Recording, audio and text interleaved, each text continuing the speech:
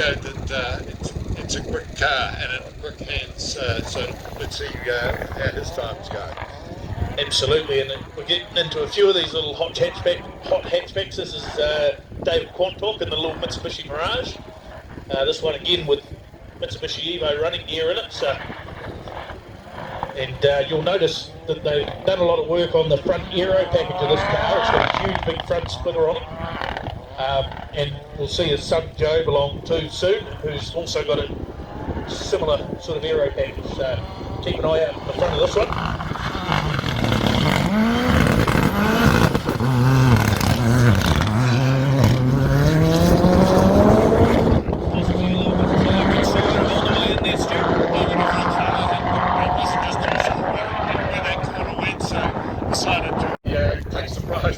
Dust today, I think.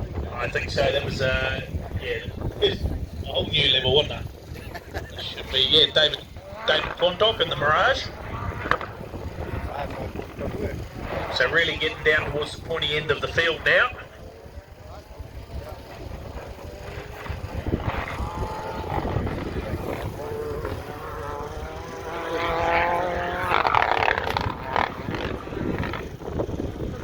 Great to see David and son Joe out competing as well.